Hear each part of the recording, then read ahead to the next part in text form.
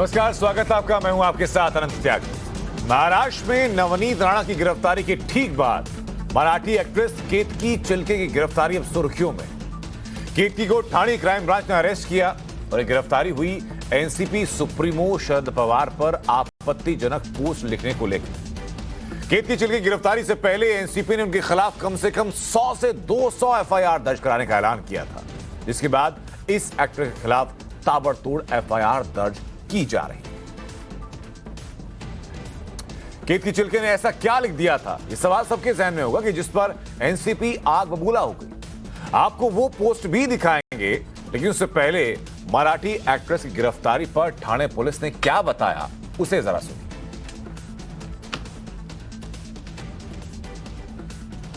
Police थाने से केतकी जी को arrest किया है।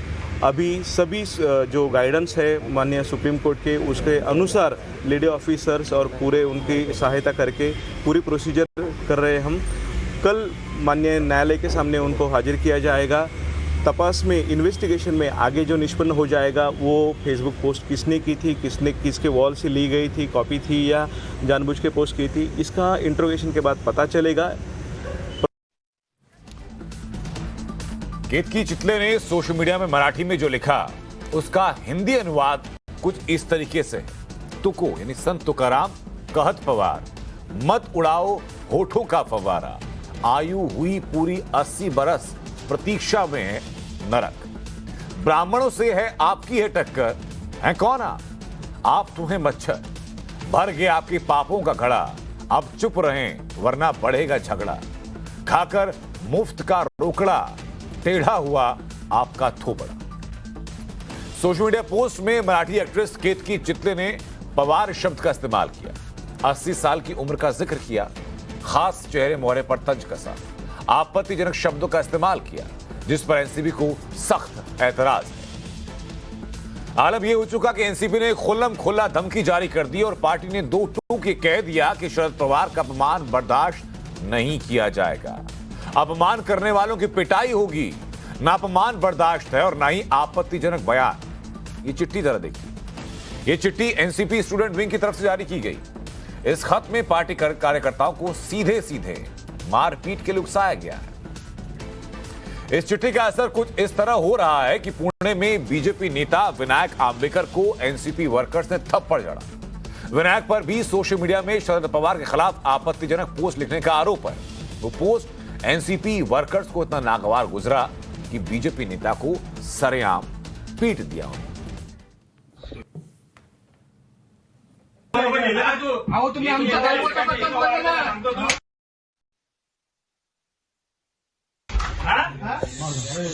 मारायचा नाही,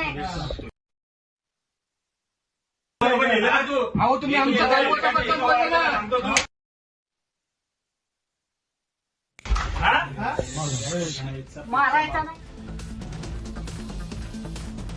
हालांकि बीजेपी ने अपने नेता विनायक आंबेडकर की पिटाई पर कड़ा ऐतराज जताया।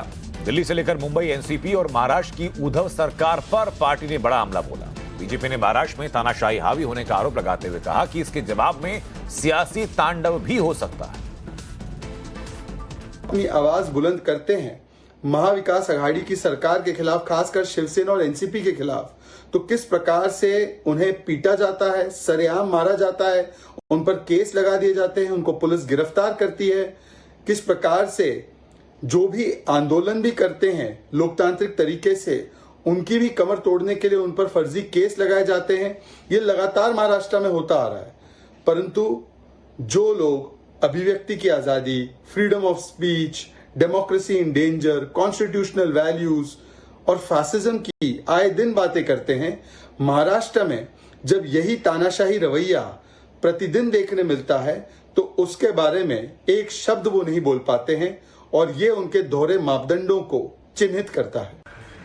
हम किसी भी गलत भाषा का समर्थन नहीं करेंगे, पर महाराष्ट्र सरकार के इन 3 दलों के कार्यकर्ताओं को कौन सा मद और अहंकार है। सरकारें आती है, सरकारें जाती है, पर क्या इसका मतलब इनके कार्यकर्ता इनकी सरकार है करके किसी के घर पे घुसकर हमारे कार्यकर्ता को निहत्ता पाकर क्या उसके साथ हाथापाई करेंगे? कैसी है ये कानून व्यवस्था? क्या कर रही है महाराष्ट्र सरकार की पुलिस? हम भली भांति जानते हैं कि आपके भी लोगों के घर में घुसकर उनको उन्हीं की भाषा में जवाब देना हम भली भांति जानते हैं। उसी साहस के साथ, उसी बल के साथ, उसी हिम्मत के साथ। कतई हमारी हिम्मत को आप कमजोर मत समझना। हमारी विनम्रता यह कानून और व्यवस्था का सम्मान है। अगर इस प्रकार की घटना इस महाराष्ट्र की भूमि पर दोबारा घटी तो ये तीनों दल कान खोल करके सुन ले। उसके बाद जो भी तांडव होगा वो उसके जिम्मेदार आप स्वयं रहोगे। और इस पूरे मामले पर एनसीपी की सफाई भी सामने आई। एनसीपी की तरफ से कहा गया कि पवार ही नहीं, किसी भी पार्टी के नेता के लिए सोशल मीडिया में आपत्तिजनक पोस्ट ठीक नहीं है। Ketki's arrest in Maharashtra is an act of legal course when she has said something derogatory, defamatory of a political leader. It could be any political leader and the action would lie. Now it is for Ketki and her defense counsel on being produced before the court soon after the arrest to satisfy the court that she is entitled to bail and she could well get bail. There is no difficulty on that count at all. But the arrest cannot be merely criticized because it is the leader of the ruling party that has become the victim of the crime.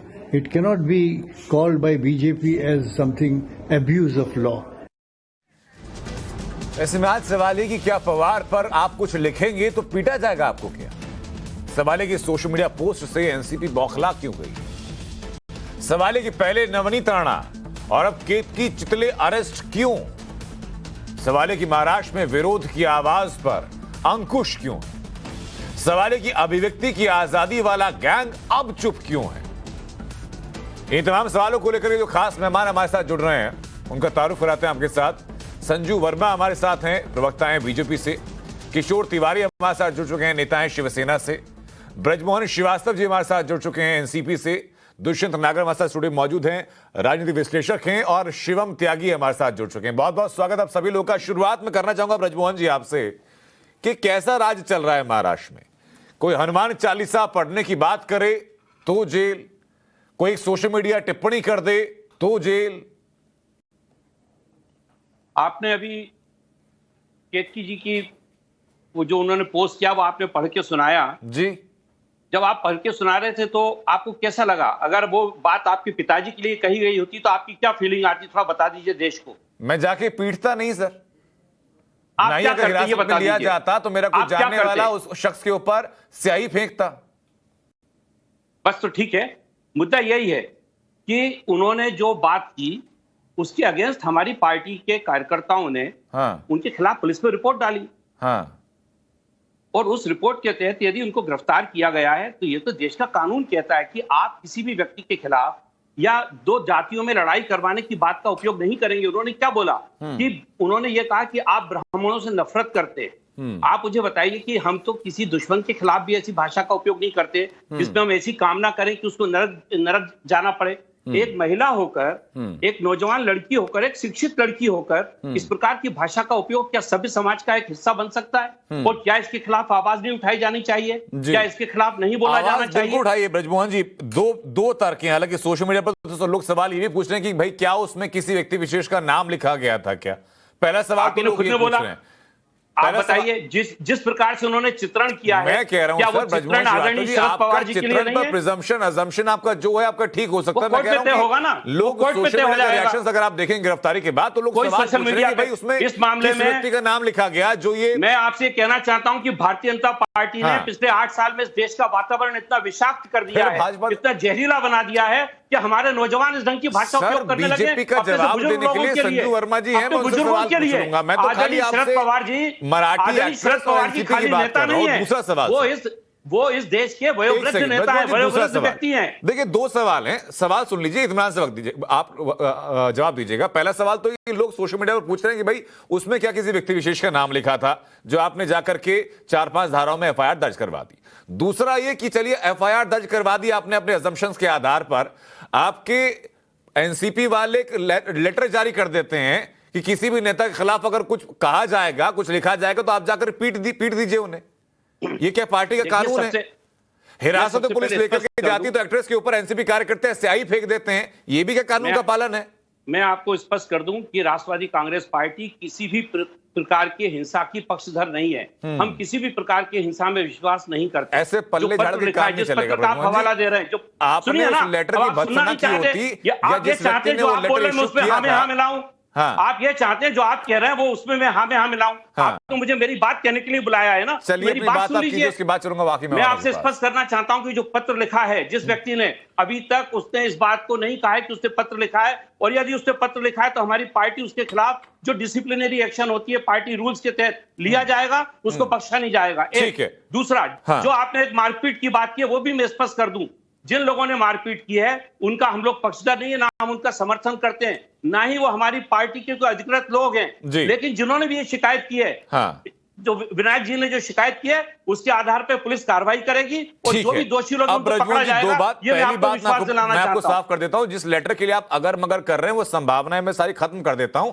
मैं TV screen पर उस letter की copy चला देता हूं, पहली बात। देख लिया। और दूसरी बात यह कि आप जो कह रहे हैं कि मारपीट का समर्थन नहीं आप लोग करते हैं, तो अभी तक आपको सू मोटो लेते हुए एफआईआर दर्ज होनी चाहिए थी कि मेरे राज्य में जहां मेरी सरकार है, हिरासत के अंदर कैसे किसी व्यक्ति के ऊपर स्याही फेंकी जा रही है। वो स्याही की जगह वो एसिड भी हो सकता था। सर, मैं वापस आऊंगा आपके पास, इस बारे में जवाब दूंगा सर। जानकारी को अपडेट कर लीजिए, बताइए मुझे कि महाराष्ट्र की राजनीति में क्या वाकई पुलिस उन लोगों को तलाश रही है। जी ठीक है सर, वीआईपी कल्चर होता तो शायद अब तक तलाशा जा चुका होता। संजू वर्मा, मेरा सवाल ये कि क्या जो मराठी एक्ट्रेस ने लिखा, क्या वो अभिव्यक्ति की आजादी के अंतर्गत आता है, और क्या जो कार्रवाई हुई उसको सही मानती है बीजेपी? देखिए आनंद जी, जो केतकी चिताले मराठी अभिनेत्री ने लिखा है, मैं बिल्कुल उनके जो व्यक्तित्व टिप्पणी है उससे मेल नहीं खाती हूँ। ब्राह्मणों के बारे में लिखना या ये निंदा करती है कि नहीं? निंदा करती है कि नहीं? एक सेकंड, जब एक एक करके बात करें, आपने जब जवाब दिया सब लोग सुन रहे हैं। निंदा तो कर दीजिए, उन शब्दों की निंदा तो कर दीजिए। आपकी बारी नहीं है बोलने की, चुप हो जाइए। अरे निंदा, शब्दों की निंदा तो कर दीजिए। आनंद जी, मैं निंदा ना करने का मतलब है कि हम लोग आपसे उम्मीद करते हैं, सभी सीनियर लोग हैं पैनल में, कि एक एक करके बात करेंगे सर, और कम से कम इनिशियल कमेंट सबका सुन लिया जाए। आपको जो आपत्ति, जो विरोध होगा, मैं वापस आपके पास में आऊंगा, आप बिंदुवार तरीके से जवाब दीजिएगा। फिलहाल संजू जी अपनी बात पूरा कर लें। जी, और मैं नहीं चाहती कि कोई मुझे बीच में टोके या टीका टिप्पणी करे। पहली बात तो ये, जो उन्होंने ब्राह्मणों को लेकर या अन्य समुदायों को लेकर कहा, और शरद पवार जी 81 साल के लीडर हैं, सीनियर भी हैं, एज से भी काफी सीनियर हैं, ये कहना कि हेल इज अवेटिंग यू, मैं इन सब बातों का बिल्कुल इनसे मेल नहीं खाती हूँ। और मैं ये भी कहूंगी, निंदा भी करती हूँ और कड़ी निंदा करती हूँ। पर, और सबसे बड़ी बात है पर एक चीज हमको समझनी होगी कि जब आप किसी पर लांछन लगाते हो तो 4 उंगलियां आप पर भी आती हैं। मुझे एक बात बताइए, मान लीजिए जो केतकी चिताले ने कहा, लिखा, शेयर किया, फॉरवर्ड किया, वो गलत है, तो मुझे बताइए आनंद जी, यहाँ पर जो महावसूली अघाड़ी सरकार के नुमाइंदे बैठे हैं, मैं वो शब्द नेशनल मीडिया पर बोलना नहीं चाहती। आपको याद होगा पिछले साल संजय राउत ने कंगना रनौत के लिए कौन से शब्द का इस्तेमाल किया था? SARAMKHOR। मैं हिंदी में इसकी व्याख्या नहीं करूंगी। और जब उनसे पूछा गया कि आप कितनी अभद्र भाषा का इस्तेमाल कर रहे हैं एक महिला के लिए, एक जानी मानी अभिनेत्री के लिए, तो संजय राउत का पलटवार जवाब क्या था? अरे SARAMKHOR का मीनिंग है नॉटी। तो आप लोग यहाँ बैठकर नैतिकता पर जब भाषण देते हैं ना, तो लोग आप पर हंसते हैं जी। और दूसरी बात, सबसे अहम बात, ये जो बड़ी बड़ी बातें करते हैं, इनके housing development minister Jitendra Awadh, आपको पता है केतकी चिताले को जब बुक किया गया और मई 18 तक 18 तक उनको कस्टडी में रखा जाएगा। अभी जितेंद्र अवध ने क्या स्टेटमेंट दिया? उन्होंने बोला वो जब एक जेल से निकलेंगी, हमारे जितने भी कार्यकर्ता हैं वो उनको दूसरी जेल में भेजेंगे। हम कम से कम 200 FIR। बिल्कुल ठीक है, जितेंद्र अवार्ड ने कही है कि 200 FIR कम से कम दर्ज कराएंगे। लेकिन शिवम त्यागी, मेरा सवाल ये कि आपको केतकी के स्टेटमेंट पर दिक्कत एनसीपी को हो सकती है, आप रिपोर्ट दर्ज कराइए, लेकिन मेरा फिर सवाल दो चीजों को लेकर के आता हूं, तीन चीजें अब तो, कि जितेंद्र अवार्ड का बयान जो बताता नहीं कि भाई आप बदले की कार्रवाई कर रहे हैं, कि भाई एक FIR में छूटेंगे और दूसरी FIR में दर्ज कर देंगे, सरकार तो हमारी, हम देख लेंगे क्या होगा आगे। देखिए आनंद जी, यहाँ पर महत्वपूर्ण बात यह है कि शुरुआत में जो स्टेटमेंट कही गई राष्ट्रवादी कांग्रेस पार्टी के प्रवक्ता की तरफ से, वो कहते हैं आपसे ही पूछ लिया उन्होंने कि अगर आपके पिताजी के साथ ऐसा करता तो आप क्या करते। मैं बड़ी शालीनता के साथ इस बात को कहना चाहता हूं कि शरद पवार इस देश के, या फिर जो कहिए कि उस प्रदेश के पिताजी नहीं।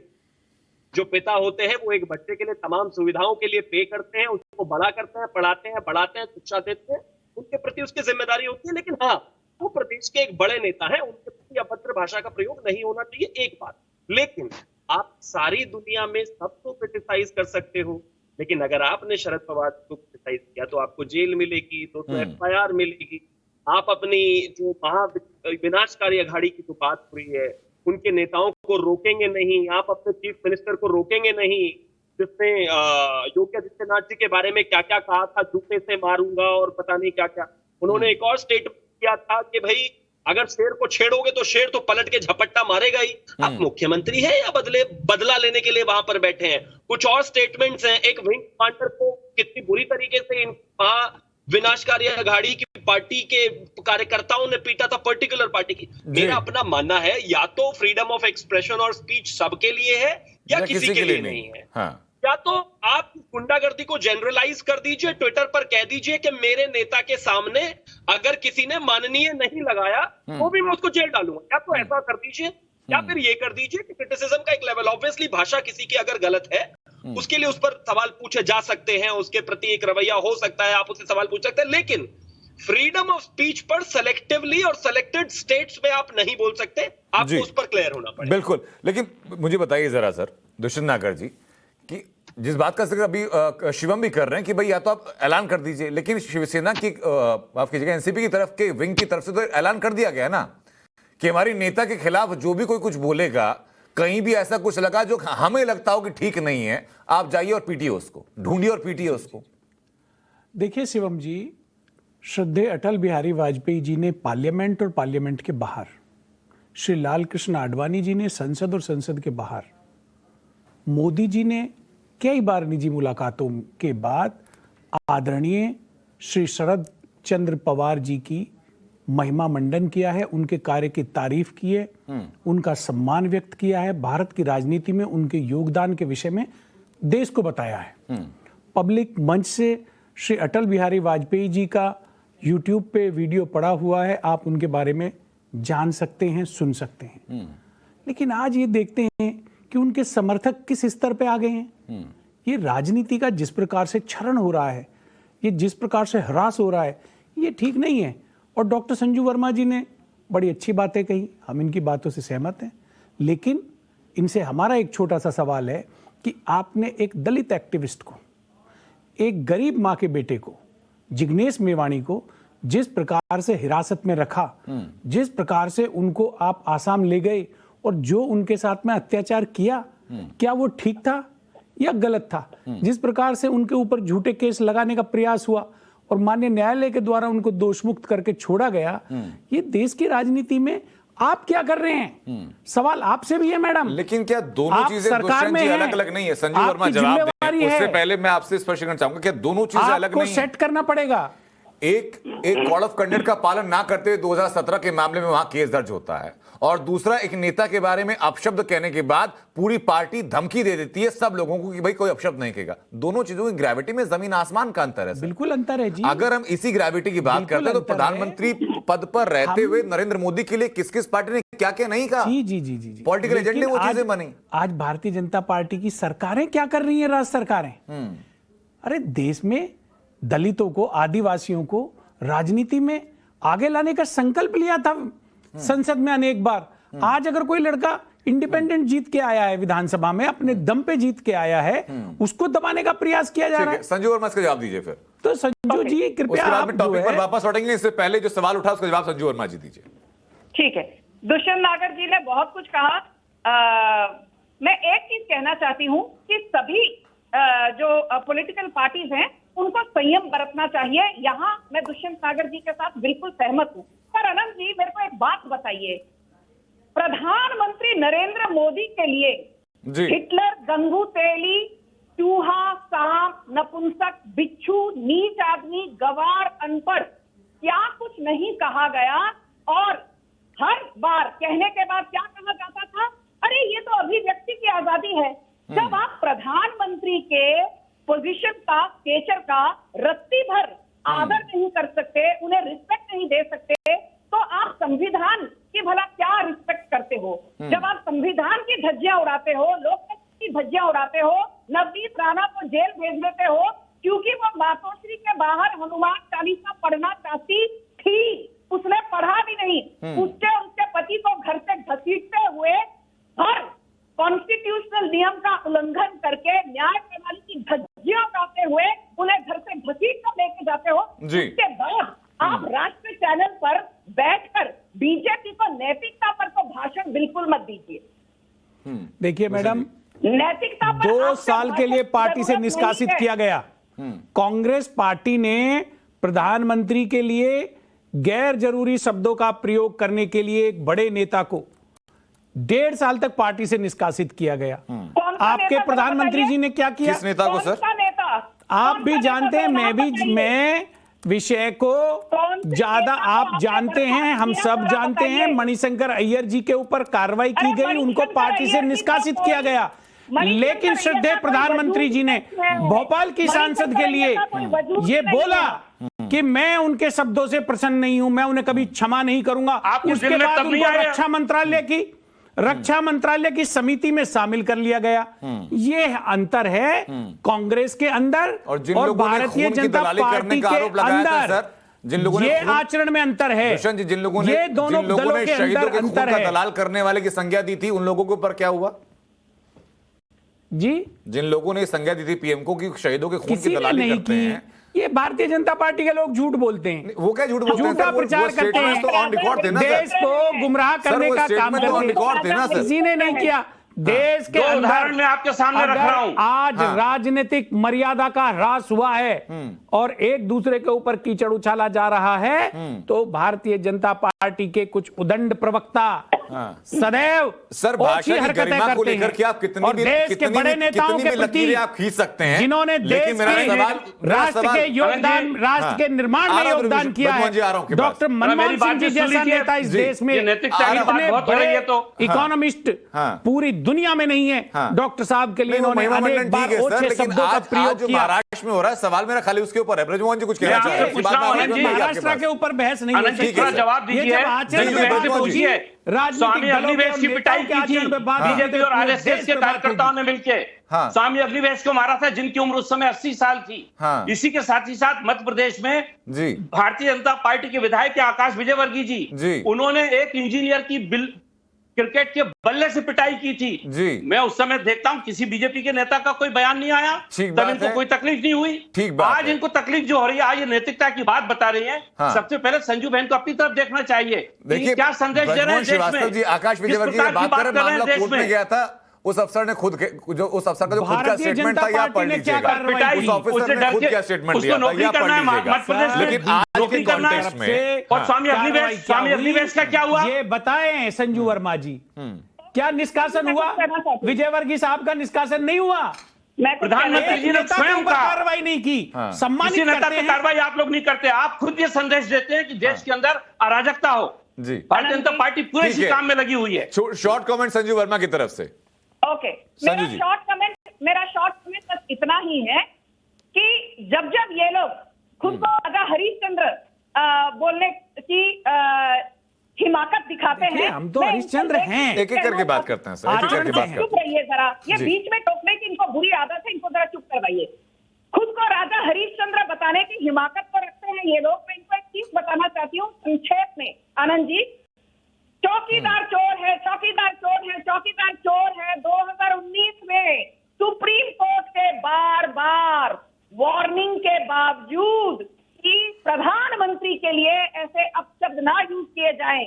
और सबसे मजे की बात तो ये है, करवा दीजिए रफाल की, लोकसभा के चुनाव में धज्जियां पीएससी का गठन करा दीजिए, देश को पता चल जाएगा मैडम क्या हुआ है, किस प्रकार से दुष्यंत जी टॉपिक से डिबेट नहीं होंगे सर, मुद्दे से डिबेट नहीं होंगे हम लोग। अरे करा दीजिए ना जांच एक बार, मुद्दे से डिबेट नहीं होंगे सर। मुद्दे से तो मैडम जा रही हैं, मैडम जा रही हैं मुद्दे से अलग, तो मैं तो जा नहीं रहा।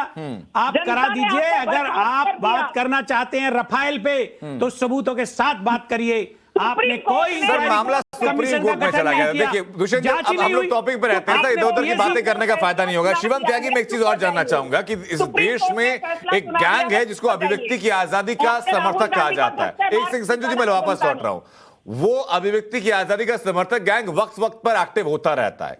एक ऐसे वक्त में जबकि सोशल मीडिया पर एक कमेंट किया गया हो, उसके ऊपर मंत्री बयान देता है कि वे 100 से 200 एफआईआर हम दर्ज करा देंगे। उसी की पार्टी का यूथ विंग के कार्यकर्ता एक चिट्ठी जारी कर देते हैं कि जो खिलाफ बोलेगा हम उसको पीट देंगे। पुलिस हिरासत में गई जो मराठी एक्ट्रेस है उनके ऊपर स्याही फेंक दी जाती है। मैं जानना चाहता हूं कि आपकी जानकारी है कि वो कथित जो गैंग है वो कहां है, इनएक्टिव क्यों है? आनंद जी आपका सवाल है? जी शिवम जी, आनंद जी किस गैंग की आप बात कर रहे हैं? या तो मतलब आप जानते हो तो ये पूरा देश ही है, लेकिन ये है कि फिर भी इधर उधर से थोड़ा सा लोग घूमते हैं। मैं सीधा बात करने की कोशिश करता हूं। इस देश में जब पश्चिम बंगाल में चुनाव हुआ और पोस्ट पोल हिंसा हुई, जब महिलाओं का बलात्कार हुआ और एक क्षेत्र की आबादी माइग्रेट करके असम में चली गई, जब वहां पर जो है एक राज्यपाल गए, उनके पैरों में वहां महिलाएं आपने देखा किस तरीके से बिलक रही थी। क्या इस देश का ये गैंग कुछ बोला? जो हाथरस में इतना चिल्ला रहे थे कि जिसकी कोई हद नहीं, एक भी बलात्कार गलत है, लेकिन क्या किसी ने कोई सवाल किया? किस तरीके से लोगों को घर में घुस घुस कर मारा गया, पीटा गया, काटा गया, क्या किसी ने कोई सवाल किया? पश्चिम बंगाल में हर दूसरे दिन बम की कहीं पर कितने बम मिलते हैं, कहीं पर फैक्ट्री मिलती है, कभी ये गैंग बात करता है? इसके अलावा जब खास तौर पर आ जाइए महाराष्ट्र में तो किसी भी चीज पर कोई बात नहीं कर सकता। उनके ऑफिशियल राज्यसभा के जो सांसद हैं वो दिन रात एक महिला के बारे में क्या बोलते हैं, अखबार में लिखते हैं, उखाड़ दिया, उस पर कोई बात नहीं करता। खुद मुख्यमंत्री की भाषा किस तरीके की है मैंने अभी आपको बताया। जहां तक बात गैंग की है, गैंग का एजेंडा क्लियर है। अगर इस देश के प्रधानमंत्री को आपके पास जितनी भी बुरी से बुरी आपके शब्दकोश में गाली है जी, अगर आप वो भी दोगे तो वो बहुत शांति से चुप करेंगे, बशर्ते कि आप किसी भी तरीके से बीजेपी को सत्ता से दूर रखें। मतलब कहने का ये है कि उत्तर प्रदेश में कोई किसी भी स्तर तक गालियां देके अगर बीजेपी को बाहर रख सकता होता ना, तो ये वो इनका प्यारा हो जाता। लेकिन ऐसा नहीं हो पाया। अभी राजस्थान में भी आप देखिएगा, अभी छत्तीसगढ़ में भी देखिएगा, अभी महाराष्ट्र में भी आगे देखिएगा। अगर उनको कोई लगेगा कि कोई आतंकवादी स्टैचर का, आतंकवादी लेवल का आदमी भी किसी तरीके से बीजेपी को रोक सकता है, तो ये खुले तौर पर उसका समर्थन करेंगे। उसके लिए ना तो फ्रीडम ऑफ स्पीच ना एक्सप्रेशन, उस पर कुछ लागू नहीं होता। वो जो चाहे बोल सकता है, बीजेपी को गाली दे सकता है। लेकिन ये बात साफ है कि समय के साथ साथ इन्होंने अपने आप को एक्सपोज कर दिया है।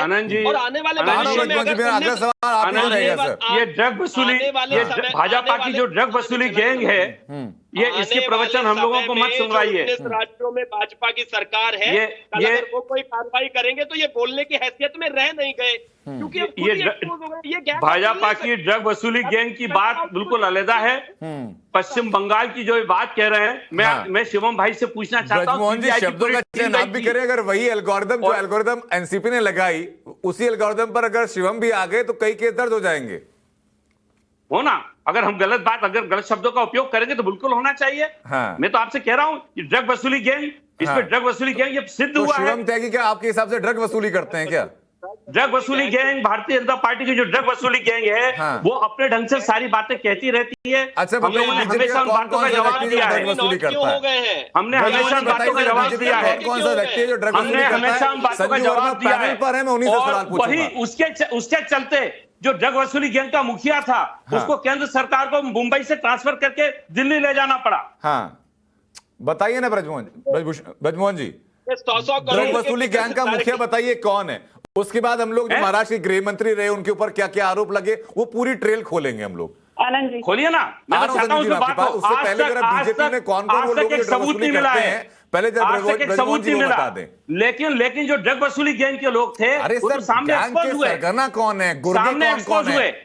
जो संबंधित अधिकारी था, जो संबंधित अधिकारी था, उसको केंद्र सरकार को मुंबई से ट्रांसफर करके दिल्ली ले जाना पड़ा। आप ही ने अपने चैनल पे दिखाया था, देखिए मेरी आपके अपने चैनल पे दिखाया था। क्या आपने समीर वानखेड़े साहब को नहीं दिखाया अपने चैनल पे? क्या आपने उस समय बुला के मुझसे डिबेट नहीं की थी? ब्रजमोहन जी सुनिए ना, हमारा उस समय स्पष्ट आरोप था कि अगर एक एनसीपी के जिम्मेदार प्रवक्ता के नाते आपके पास ये जानकारी है कि एक सत्ताधारी पार्टी, बिल्कुल मैंने कहा ना, पार्टी की केंद्र सरकार है, देश के अधिकांश राज्यों में सरकार है, लोकसभा में बहुमत है, अगर वहां पर आपको जानकारी है कि कोई ऐसा गैंग है जो कि ड्रग्स की वसूली करता है, तो बताइए। हमने लिखित में जानकारी दी, हमने लिखित में जानकारी दी और उसी जानकारी के आधार पर समीर वानखेड़े जी का तबादला हुआ मुंबई से। हाँ, और उनको दिल्ली लेकर गए और अभी भी उन पे जांच चल रही है, सीबीआई जांच कर रही है, ड्रग्स रैकेट के सरगना थे, ये आप आरोप लगा रहे हैं उनके ऊपर। हाँ बिल्कुल। और उस वीडियो में देखिए भारतीय जनता पार्टी के जो नेता वहां थे, समीर वानखेड़े ड्रग्स रैकेट के सरगना है, ये आप उनके ऊपर आरोप लगा रहे हैं। निश्चित रूप से ड्रग सरगना के रूप में वो काम कर रहे थे वहां, ड्रग के लोगों का बहुत गंभीर आरोप है सर। जिस व्यक्ति के हाथ में एनसीबी की कमान थी, आप उन्हीं के ऊपर आरोप लगा रहे हैं। केस आरोप है, तभी उनका तबादला हुआ। आप लोगों ने अभी उन पे जांच डॉक्यूमेंट शेयर कर करके बहुत बदनाम करने की कोशिश की, लेकिन पब्लिक डोमेन में क्या है आप जानते हैं। संजू वर्मा कुछ कहना चाह रहे हैं, शिवम कुछ कहना चाह रहे हैं। संजू वर्मा, फिर शिवा आपके पास में आ रहा हूं। संजू वर्मा शॉर्ट कमेंट, मैं आ रहा हूं सर आपके पास। समीर वानखेड़े के बारे में भी बात करेंगे हम लोग, इस बारे में भी बात करेंगे। संजू वर्मा। Thank you Anand ji. मैं एक चीज कहना चाहती हूँ, वो हिंदी में कहावत सुनी होगी, उल्टा चोर कोतवाल को डांटे चोरी, ऊपर से सीना जोरी। हाँ। मुझे हंसी भी आ रही है और ताज्जुब भी हो रहा है कुछ हद तक कि एनसीपी के प्रवक्ता यहाँ बैठकर जो महावसूली अघाड़ी सरकार है उसकी शाबाशी आप कैसे कह रही है महावसूली अघाड़ी सरकार? आप एक बात बताइए, आज तक एक कोई केस सिद्ध हुआ है क्या? कोई एक आज तक गवाह मिला क्या? कोई एक प्रूफ आज तक कोई दे पाया क्या? देखिए, अगर आप ये उम्मीद करते हैं कि आप जब मुझसे बोले, नहीं आनंद जी, जब आप मुझसे सबूत मांग रहे हैं तो मैंने आपसे सबूत नहीं मांगे। आप इनसे सबूत पूछिए, आप इनसे सबूत पूछिए, क्या आज तक एक आदमी मिला? जो कहा क्या उनके ऊपर आरोप सिद्ध हो गया क्या? मैंने क्या इनकी ये जो कह रही है, ये जो कह रही है वसूली सरकार का इनके पास कोई सबूत है क्या? बात करते हैं एक एक इनके पास वसूली सरकार का कोई सबूत है क्या? फिर वापस जवाब देंगे ब्रजमोहन जी। जी संजू जी। जी आनंद जी, तो मैं दोबारा कहती हूँ, महावसूली अघाड़ी सरकार, मैंने क्यों इसको महावसूली अघाड़ी सरकार, ड्रग वसूली गैंग, ड्रग वसूली गैंग, अपने वक्त में बोल लीजिए ब्रजमोहन जी, ड्रग वसूली गैंग बोलने दीजिए। अनंत जी या तो ये इनसे डिबेट करवा लीजिए, मैं चुप रहती। सबूत दीजिए, यानी तो अगर अनंत जी मुझसे सबूत मांग रहे हैं, आप भी सबूत दीजिए जो आप कह रही हैं। ठीक है, आप इनसे करवा लीजिए डिबेट। ये बदतमीज इंसान बोलते जाएंगे। नहीं, भाषा का हम लोग वसूली गैंग, ड्रग वसूली गैंग की बात हम नहीं सुनेंगे, इस्तेमाल नहीं करेंगे। ब्रजमोहन जी देखिए, एक बात समझिए सर, रखने दीजिए। अगर ये मेरी सरकार को वसूली, अगर ये मेरी सरकार को वसूली सरकार बोलेगी, पहले तो मैं ड्रग वसूली गैंग का मेंबर बोलूंगा। अच्छा ठीक है, बोलिएगा, बाकी इनको भी सही शब्दों का उपयोग करना चाहिए। मेरा काम जवाब देना नहीं है, मेरा काम जवाब लेना है। अगर आपका कहना है कि महावसूली अघाड़ी क्यों कहा, तो वो क्यों का जवाब भी संजू जी देंगे, पहले सुनिएगा प्लीज आप। जी, तो मैं बता रही हूँ अभी मैंने क्यों कहा कि ये महावसूली अघाड़ी है, और ये जो यहाँ पर नुमाइंदे बैठे ये इतने बौखला क्यों गए। अनंत जी, बंबई हाईकोर्ट पर लगातार अनिल देशमुख जो महाराष्ट्र के पूर्व गृह मंत्री थे, उन्होंने याचिकाएं डाली कि भाई मैंने कोई किस चीज के लिए नहीं की, पर बंबई किस चीज के लिए ने उन्हें कहा कि आपने लोगों को वसूली करने के लिए बिल्कुल नहीं कहा, गलत बात बोल रही है, फिर गलत। संजू बहन गलत बात बोल रही है, संजू जी गलत बात बोल रही है, फिर गलत बात, गलत जानकारी मत दीजिए चैनल पे। चांद वाली आयोग में परमवीर सिंह जिन्होंने आरोप लगाया था, उन्होंने एफिडेविट दिया है कि मेरे पास अनिल देशमुख जी के लिए किसी प्रकार का कोई सबूत नहीं है। हाईकोर्ट पे भी मामले अभी हाईकोर्ट पे ट्रायल ही नहीं हुई, अभी लोअर कोर्ट में ट्रायल हुई, आपने हाईकोर्ट का आदेश बता दिया। अभी ट्रायल कहाँ शुरू हुई? ट्रायल तो अभी शुरू नहीं हुई। संजू बहन कैसी बात कर रही हैं आप? ठीक है, ट्रायल शुरू नहीं हुई और मैं आपने जानना आदेश चाहूंगा जारी कर दिया हाईकोर्ट का। शिवम त्यागी आपसे जानना चाहूंगा कि जब हम लोग अनिल देशमुख की बात करते हैं, जो आरोप उनके ऊपर लगे, सीताराम कुंटे ने ट्रांसफर पोस्टिंग को लेकर के जो ऑन रिकॉर्ड स्टेटमेंट दिया अनिल देशमुख का नाम लेकर के, उन चीजों की हम लोग बात करें तो सबूत सबूत सबूत चिल्लाया जाता है। शिवम त्यागी को यहां पर बैठ के कहते हैं कि भाई आप ड्रग्स गैंग के सदस्य हैं, तो सबूत की कोई बात नहीं होती। समीर वानखेड़े के बारे में कहा जाता है कि वो ड्रग्स गैंग के सरगना थे, इसलिए वहां से उठाकर दिल्ली लाया गया, तब सबूत की बात नहीं होती। देखिए अनंत जी, मैं बड़ी शालीनता से कहना चाहता हूं कि अगर प्रवक्ताओं को खास तौर पर वीरता पुरस्कार देना पड़ता तो आज ब्रजमोहन श्रीवास्तव जी को निर्विरोध तौर पर वीरता पुरस्कार दे देना चाहिए इस डिबेट की वजह से। मतलब इससे ज्यादा हास्यास्पद स्थिति क्या होगी कि एक जो अघाड़ी इन्होंने बनाया था उसके दो मंत्री जेल में, इनका एक शहर का कमिश्नर जेल में, एक इनका कॉप जो जिसको टॉप कॉप बताया जाता था वो कहां, जेल में। किस जुर्म में? जिलेटिन रॉड रखने के। दूसरा किस जुर्म में? 100 करोड़ की उगाही में। 2 मंत्री किस जुर्म में? उसी पैसे को मैनेज करने में। और ये यहाँ बैठकर और अब ये दर्शाता है नहीं आनंद जी, आपके आरोप में कोई सत्यता नहीं है मेरी आपसे, मेरी रिक्वेस्ट है, कोई सत्यता नहीं है शिवम भाई, कोई सत्यता नहीं है इस मामले में। महाराष्ट्र में सरकार जिनकी, उन्हीं के तो गृह मंत्री जा रहे हैं सर, विपक्ष कहां से आ गए वहां पर? बिल्कुल इन्होंने फंसाया है। पत्थरबाजी हो रही है, आपके चैनल पे बैठ के भी पत्थरबाजी करोगे? रुक जाओ, उग्रवाद मत फैलाओ, रुक जाओ। बड़ी स्वीकारोक्ति, अरे ये शाब्दिक उग्रवाद उचित नहीं है, रुक जाइए। इससे अरे आपको भी वीरता पुरस्कार चाहिए क्या? मुझे लग रहा है आपको अच्छा नहीं लगा फर्जी केस में फंसाया जा रहा है। कितना पुराना मामला है, काय का मामला है। मुझे अपना मौके से अपना सवाल, अपनी बात रखने ऐसे नहीं होगा त्यागी जी। मैं आपके पास आ जाऊंगा, लोकतंत्र को चलने दीजिए। एक सेकंड दुष्यंत जी, मैं आपके पास आ जाऊंगा। शिवम अपनी बात पूरी कर ले, मैं आपके पास आ जाऊंगा आपका टेक लेने। शिवम की ठीक बात। शिवम देखिए मैं हूं बहुत ही सिंपल सीधा साधा आम आदमी। मेरे हिसाब से आज के सिचुएशन में अगर 2 मंत्रियों को बेल नहीं मिल रही तो मामला पेचीदा है। कोर्ट ने अभी आपको बख्शा नहीं, अभी तो जमानत भी नहीं मिली, और ये मंत्रियों की बात कर रहे हैं, हम किसी कार्यकर्ता की बात नहीं कर रहे हैं। और किसको वसूली अघाड़ी बता रहे हैं? बीजेपी को। अपनी जो गिनती के 40-50 प्राइम लोग हैं वो तक तो घोटालों से बचा नहीं पा रहे आप, और बाकी जो पार्टियां हैं उनको घोटालेबाज बता रहे हैं। मैं सिर्फ इतना कहना चाहता हूं शिवम भाई, मैं फिर आपसे कह रहा हूं आपको आज के लिए अभी तक किसी कोर्ट में, बात है इस उम्र में इस तरह का पुरस्कार किसी कोर्ट में ट्रायल शुरू नहीं हुई है सर। कोर्ट में बगैर ट्रायल के हम भी यही कह रहे हैं कि एफआईआर हो है, हम दोषी नहीं कह रहे हैं सर, नहीं है, हम दोषी नहीं कह रहे हैं। दुष्यंत जी मुझे बताइए जरा, नहीं हूं, मुझे बताइए जरा, ये तो आम आदमी समझता नहीं कि जानकारी दे रहे हैं। फर्क क्या होता है? जब मैं ये कहता हूं, आरोपी तो है ना, मैं कहता हूं कि गैंग की ड्रग वसूली गैंग आरोपी तो है ना अनंत जी। यही तो दुखद है, इसी बात की तो रोना ही इस बात का है कि आप विपक्ष के लोगों को सरकार नहीं चलाने देते, उन्हें काम नहीं करने देते, उनके ऊपर आरोप लगा के उनको जेल में डालने का प्रयास अच्छा भाई बताइए, अनिल देशमुख पर क्या कैसे चलेगा? अनिल देशमुख को बताइए सर क्या? अनिल देशमुख ईमानदार आदमी है, वो किसान आप परिवार से आता है, जो उन्हीं के सचिव रहे थे, जीवन में किया है उनका चरित्र देखिए भैया। सीताराम कुंटे जो उन्हीं के सचिव रहे थे, ऐसे सीताराम कुंटे का आपने स्टेटमेंट देखा? दुष्यंत जी कहेंगे किसी को, सीताराम कुंटे का स्टेटमेंट देखा आपने? अरे नवाब मलिक ने क्या गलत किया है भैया? अरे इस हिसाब से 20 साल पुराना केस खोल के आपने उसको जेल में डाल दिया, ये तरीका ठीक नहीं है। कल को राजनीति में पहिया बदलेगा, केंद्र की सरकार आपकी सदा सर्वदा रहने वाली नहीं है। तो उसके बाद देखते रहिएगा फिर क्या होगा। ये सारे केसेस ईमानदारी से ट्रायल होंगे, सब लोग बरी होकर घर आएंगे। ठीक बात, ऐसा नहीं है। एक सेकंड शिवम, मैं वापस आऊंगा आपके पास। दुष्यंत जी वापस आयोग के जो पैनलिस्ट हैं वो सब जवाब दीजिएगा। आ रहा हूं ब्रजमोहन जी आपकी बात। मुझे बताइए, मामला चाहे 20 साल पुराना हो चाहे 40 साल पुराना हो, मामला क्यों ना खोले? चार्जशीट क्यों नहीं? अगर नवाब मलिक के संबंध बताया जा रहा है और पूरा आपने चार्जशीट क्यों नहीं भेजी अभी तक? जो पूरे डॉक्यूमेंट्स आए हैं उलझा के रखे हुए हो। फॉर्ज कंपनी जो आई हैं, जो शेल कंपनीज आई हैं, सीधा नवाब मलिक के बेटे का एजेंसी चार्जशीट तैयार नहीं कर पाई। अरे तो सर कोर्ट से जमानत दीजिए ना, कोर्ट के सामने आपने उलझा के डाल दिया, केस दर्ज करके जेल में डाल दिया।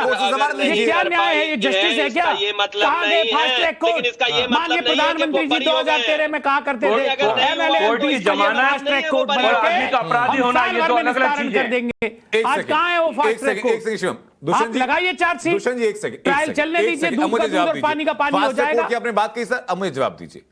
जो ये मराठी, मैं संजू जी मैं आपकी बात आ रहा हूं, जो मराठी अभिनेत्री के ऊपर आरोप लगाए गए, क्यों नहीं आपकी तरफ से मांग कर दी जाती कि भाई बजाय इसके कि आप 3 दिन की उनको हिरासत में डालें, सीधा मामला फास्ट ट्रैक कोर्ट लेकर के जाइए, कीजिए मांग सर। देखिए, मैं तो उनकी गिरफ्तारी को ही उचित नहीं मानता। हाँ। हमारा सिद्धांत यह है कि कोई छोटी मोटी आलोचना अगर कोई एक्टिविस्ट करता है तो उसको गिरफ्तार नहीं किया जाना चाहिए, चेतावनी देकर छोड़ देना चाहिए। जो चेहरे पर स्याही फेंकी गई, जो चेहरे पर जो स्याही फेंकी गई, एक सेकंड दुष्यंत जी, जो स्याही फेंकी गई जब पुलिस लेके जा रही थी, ऊपर स्याही फेंकी गई, अनुचित है? बिल्कुल नहीं, एक्टिविस्ट है। क्या संभावना नहीं कि वो स्याही की जगह एसिड भी हो सकता था? कोई एक्टिविस्ट से छोटी मोटी गलती होती है सर, मैं कह रहा हूं क्या संभावना नहीं कि वो स्याही की जगह एसिड भी हो सकता था? उनको चेतावनी देके छोड़ना चाहिए, जेल भेजना उचित नहीं है। और जो नहीं कभी समर्थन करूंगा की तरफ से लेटर जारी कर दिया गया कि भाई कोई भी अपशब्द बोले तो जाकर के पीट दो। बिल्कुल, मैं खुद कह रहा हूं वो गलत है, अनुचित वो लेटर है, जो जारी हुआ है गलत है। कभी हम उसका समर्थन नहीं करते, कार्रवाई होगी, ब्रजमोहन जी हम दो तरफी बात नहीं करते, कार्रवाई होगी। में भी 15 मिनट का वक्त बचा हुआ है, तो स्पष्ट मामला है। एक सेकंड दुष्यंत जी, ब्रजमोहन जी, डिबेट में भी 15 मिनट का वक्त बचा हुआ है, मोबाइल आपके पास में होगा, मैं आपको टाइम देता हूं सर, मैसेज करके फोन करके जैसे आप करना चाहें कीजिए और जवाबदेही तय कीजिए 15 मिनट के अंदर उस व्यक्ति की जिसने लेटर लिखा है। मैं आपसे अभी क्या 15 मिनट की मैं कह रहा हूं, मैं आपकी बात में तभी लौटूंगा जब किसी उस पदाधिकारी के खिलाफ, जब ब्रजमोहन जी आप उस पदाधिकारी के खिलाफ कार्रवाई होगी, इस तरीके से कि अनंत मैंने उस पदाधिकारी के खिलाफ के ऊपर कार्रवाई करवाने के निर्देश दे दिए, पार्टी से बाहर कर रहे हैं 100%। मैं बोल रहा हूं आपसे, हमारी पार्टी उसके खिलाफ और आप कार्रवाई करेगी। 15 मिनट बहुत ज्यादा है सर, कम नहीं है। अब आप सुन ही नहीं रहे बात। नहीं, मैं कह रहा हूं, मैं तो तत्काल आपको जवाब दे रहा हूं जब आप अपने बयान का पालन कर देंगे। मैं तो आपको तत्काल जवाब दे रहा हूं। मैं 15 मिनट देता हूं आपको, 15 मिनट का डिबेट का तत्काल जवाब दे रहा हूं। आप आपको तत्काल जवाब दे रहा हूं, उसके खिलाफ कार्रवाई होगी, उसको कोई बचा नहीं सकता। आप चाहे मैसेज कीजिए, चाहे कॉल कीजिए, और आला कमान से लेकर के निचले दर्जे को जिसको करना है कॉल कीजिए। आप कार्रवाई हो रही है पार्टी से, मैं आपकी तारीफ करूंगा, अपने मैं आपको विश्वास दिला रहा हूं, मैं आपको विश्वास दिला रहा हूं, उस पर कार्रवाई होगी। मैं कह रहा हूं नहीं जाएगा, कि आपके पास वक्त है सर, इस चर्चा को शुरू में लगभग 35 मिनट हो चुके हैं, 35 मिनट पहले मैंने जिक्र किया था इस बात का, अभी तक कॉल नहीं किया, आपके पास अभी भी वक्त है। एक प्रक्रिया के तहत कार्रवाई हो रही है और उसके खिलाफ कार्रवाई होगी, मैं आपको विश्वास दिला रहा हूं। संजय वर्मा कुछ कहना चाह रही हैं। संजू जी, ये क्या तरीका है डिबेट का? मुझे बोलने का मौका ही नहीं मिल रहा। ये आपको पूरा मौका मिला मैम, ऐसा नहीं है कि बाकी लोगों ने आपको डिस्टर्ब किया तो मैंने उनको रोका भी। ब्रिजमोहन जी तो बोलते ही जा रहे हैं अनंत जी, वो रुक ही नहीं रहे हैं। बोलिए ना मैम। हाँ, वो रुकते ही नहीं है। मैंने तो इनको एक बार नहीं टोका, थोड़ा सुनिए जो दूसरा बोल रहा है। अनंत जी, मैं एक चीज कहना चाहती हूँ स्पष्ट शब्दों में, और वो ये है कि आपको याद होगा अक्टूबर 2021 में एक किडनैपिंग का केस दर्ज हुआ था और जो मुख्य आरोपी थे वो कौन थे? वो एनसीपी के इनके ही दिग्गज नेता थे जितेंद्र अहमद। एक 40 साल के उम्र के आदमी आनंद करमुसे को उसके घर से उठाया गया, उसको इतनी बुरी तरह से पीटा गया, लहूलुहान हो गया। जितेंद्र अहमद को जेल तक हुई, 24 घंटे में बेल मिल गई, वो अलग बात थी। और क्यों आनंद करमुसे को मारा गया? क्योंकि उसने कोई छिछोरी टिप्पणी कर दी थी जितेंद्र अहमद पर। तो मैं ये कहना चाहती हूँ, जब आप टीवी स्टूडियो पर बैठकर अभिव्यक्ति की आजादी पर भाषण देते हैं तो अपनी पास्ट हिस्ट्री और करतूतों पर भी थोड़ा गौर फरमाइए। मुझे एक बात बताइए अनंत जी, अनिल देशमुख को जेल बीजेपी ने भेजा? नहीं। बंबई हाईकोर्ट ने भेजा। नवाब मलिक को जेल बीजेपी ने भेजा? नहीं। जेल बंबई हाईकोर्ट और सीएमएलए के सीबीआई कोर्ट ने भेजा। एक मिनट ब्रिजमोहन जी, एक मिनट। और एक चीज, जब सचिन वाजे का नाम पहली बार आया था, मुझे याद है मनसुख हिरेन मर्डर केस में, अनंत जी आपको भी याद होगा, सामना एक मैगजीन है जो शिवसेना छापती है, सामना में संजय राउत का स्टेटमेंट था कि सचिन वाजे is a man of integrity and a very hard working and honest man. Basically Sanjay Raut ने ईमानदारी का सर्टिफिकेट सचिन वाजे को दे दिया। आज सुप्रीम कोर्ट तक ने कहा है सचिन वाजे ने अपनी यूनिफॉर्म की गरिमा को रखा नहीं और अपनी यूनिफॉर्म की गरिमा की धज्जियां उड़ा दी। आप सचिन वाजे को सर्टिफिकेट देते हो, अनिल देशमुख को ईमानदारी का सर्टिफिकेट देते हो, नवाब और सचिन वजे के ऊपर सवाल संजू जी सिर्फ ये इसी मामले में नहीं उठे। सचिन वजे का कैसे अपनी ड्यूटी से अलग होना, चुनाव लड़ना, वापस ड्यूटी ज्वाइन करवाए जाना, ड्यूटी ज्वाइन करवाने के बाद क्या क्या असाइनमेंट दिए गए, वो हर चीज सिलसिलेवार तरीके से सवालों के घेरे में, संदेह के घेरे में है। लेकिन दुष्यंत नागर जी, फिर वही सवाल आता है कि क्या आपके निगाह में ब्रजमोहन श्रीवास्तव जी, क्या इतना वक्त लगना चाहिए ब्रजमोहन श्रीवास्तव जी को कि भाई जिस व्यक्ति ने एनसीपी के बिहाफ पे, और ब्रजमोहन शास्त्री जी के मुताबिक तो एनसीपी का वो कल्चर नहीं है कि हम जाकर के पीट दें, ऐसी चिट्ठी लिख के भेज दी, तो इससे पहले चिट्ठी पर काम होना शुरू हो, क्या चिट्ठी लिखने वाले को बाहर नहीं करना चाहिए? जी देखिए, आश्वासन दिया है ब्रजमोहन जी ने। ब्रजमोहन जी एक गांधीवादी नेता हैं, इनकी पार्टी गांधी के मूल्यों में विश्वास रखती है। राष्ट्रवादी कांग्रेस के नेता का बहुत बड़ा एक जीवन का शरद पवार जी का एक अपना अतीत है। उन्होंने राष्ट्र के विकास के लिए जो कार्य किया है, किसानों के लिए, सहकारिता के लिए जिस प्रकार से उन्होंने कोऑपरेटिव सेक्टर को नई ऊंचाइयां दी हैं, हाँ। तो आप बिल्कुल आप तारीफें, मैं वही कह रहा हूं सर, अगर आपकी बातें मैं अक्षरशः सही मान लूं, ये सही बोल रहा हूं साहब, मैं कह रहा हूं अगर आपकी बातें अक्षरशः सही मान लूं, तो बात हो सकता है अपने विचारधारा के मुताबिक। गांधी के लोग हैं। मुझे बताइए सर कि लेटर लिखे हुए तो 24 घंटे से ज्यादा हो गए, कार्रवाई करेंगे, वो कौन सी कार्रवाई होती है सर इस मामले में, मुझे बताइए तो सही। यहाँ पर आपके इतने बड़े टाइम्स के मंच पे ब्रजमोहन जी ने बोला है एक्शन होगा। अच्छा ब्रजमोहन जी, मैं आप ही की बात को बड़ा करता हूं सर कि भाई कि एक कार्रवाई का पैटर्न होगा, मुझे बताइए कार्रवाई का पैटर्न जो है कितने वक्त में पूरा हो जाता है? मैं सोचता हूं उसमें 1 दिन का टाइम लगेगा, हो जाएगा। तो यानी आज 8:44 पर आप ये वादा कर रहे हैं, कल 8:44 तक ब्रजमोहन जी खुद ये खबर दे देंगे कि भाई फलाना उस व्यक्ति को बाहर का रास्ता दिखा दिया गया? उसके पहले हो जाएगा, उसके पहले हो जाएगा। ये बहुत अच्छी बात है सर, एक नजीर आप कायम करेंगे। संजू वर्मा कुछ कहना चाह रही है इसी बीच। आनंद जी, एक चीज जिस पर मैं आपका ध्यान आकर्षित करना चाहती हूँ आपके दर्शकों का, वो ये है कि जब जब कांग्रेस कहीं पर भी सरकार में आई है, जैसे महाराष्ट्र में कांग्रेस अलायंस का एक हिस्सा है, आपको याद होगा 1951 में फर्स्ट अमेंडमेंट किसने पास किया था? नेहरू ने।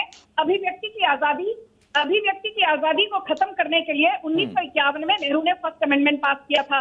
2019 में विरोध किसने किया था? प्लीज अभी ये देखिए, बीच में इनको टीका, फिर वही बात है, बहुत गंदी आदत है। जब कांग्रेस ने घोषणा पत्र में दिया तो सबसे ज्यादा विरोध आप लोगों ने किया। ठीक है, मेरे पास वक्त भी कम बचा है मैम, चर्चा को मुझे विराम देना होगा। बहुत बहुत शुक्रिया, आपने बात ठीक की गई कि फंडामेंटल राइट्स में अभिव्यक्ति की आजादी शामिल की गई थी, लेकिन उसी के साथ साथ कुछ रीजनेबल रिस्ट्रिक्शंस भी लगाई गई थी।